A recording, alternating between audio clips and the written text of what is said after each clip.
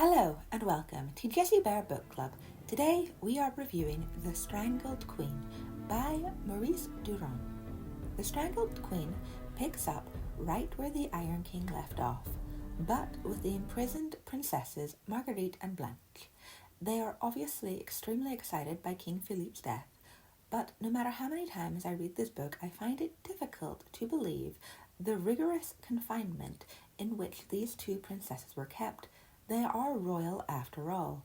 Can anybody out there enlighten me on how Marguerite and Blanche were kept in prison? I think I might have to do some research into this myself to satisfy my own curiosity. Marguerite is offered her freedom if she declares her daughter Little Jan a bastard, but stupidly she decides to play the long game, even though she has no real leverage, and is left in prison alongside Blanche. Then we catch up with King Louis, who is finishing up burying his father, King Philippe, and not really feeling the part of a king, cuckold that he is. Even the weather isn't on his side, and he is soaking wet by the time he gets back from burying his daddy. Louis the Hutin's main preoccupation seems to be getting a new wife. Somehow. Who knows how. He is angry at Marguerite for emasculating him, and this is having a physical effect on him because when he summons his old mistress, Eudeline, he is impotent when he takes her to bed. It is obvious from the get-go that Louis's reign is going to be dominated by his uncle Valois, who is already suggesting new wives for King Louis, and they settle on Clemence of Hungary, Valois' niece, obviously. Once annulment can finally be secured because at present there is no pope. Then there is a lot of political wrangling on the Marigny side against Valois and the Valois side against Marigny, and I'm not going to go into it. It's like a Song of Ice and Fire politics on steroids. And remember guys, this stuff really happened, isn't just made up. The Count of Valois is such an intriguing person. He is Emperor of Constantinople, even though that's only a name, and tried to be King of Aragon. He is the second peer of the realm in France and has been married 3 times and has 13 daughters, and God knows how many sons this man has. He is something of a prodigious legend when it comes to making babies. The book's tone shifts slightly, and we follow Fat Bouville, a counsellor to the king, and Guccio Baglione from the first book, as they go to arrange the wedding of Clemence of Hungary, who lives in Naples. I like Clemence. She's very sweet but naive, and obviously always wants to do the right thing, but is completely wasted on Louis X. After negotiations for the betrothal are finished, Guccio and Bouville go hunting for cardinals. With limited success, they are scattered all over the place, and even though they find Cardinal Duese, there is still no pope, and without a pope there can be no annulment, so Clemence and Louis' engagement is pointless without a pope, as Louis is still married to the imprisoned Marguerite.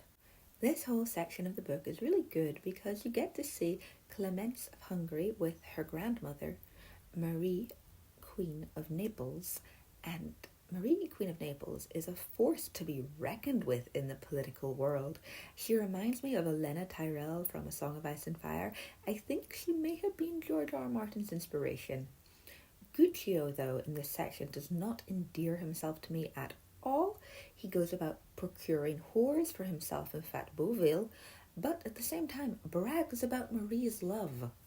We then go back to prison with Marguerite and Blanche, and they languish with no news of the outside world. Blanche seems to have gone quite mad because she believed they were about to be freed, and then nothing happened. The two women have obviously fallen out very badly because Marguerite misplayed her hand by not agreeing to Louis' annulment demands immediately.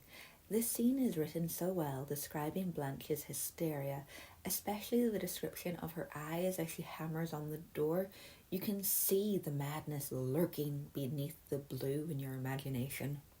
Finally convinced she has to do something, Marguerite writes a letter to Louis saying that she will agree to everything, but of course Marigny makes sure that Louis X never receives that letter. We then flip back to Guccio, who is on his way to visit the Cressy family and his darling Marie, and finds them all starving to death slowly, and Marie is in the worst state of them all.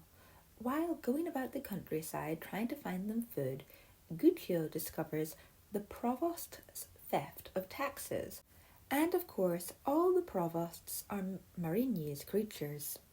So the bankers team up with Valois and use this information to finally get rid of Marigny. It's an interesting way to wrap up the Marigny plot, especially when you think about the bankers' fear of Marigny in the last book when he tried to get rid of them and extorted more money out of them. That came back to bite him on the ass. After Marigny is publicly hung, Louis X discovers that Marigny has been doing everything in his power to delay his annulment and the making of a pope. Valois and Louis take the decision that there should be no more delays, and Louis must immediately become a widower.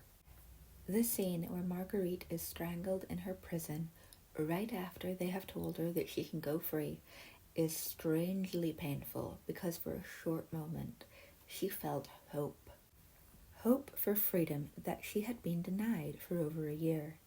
And the scene in the dark room where Marguerite can't see anything and she knows someone is getting closer, but she can't tell what or who it is. Oh, that gave me goosebumps.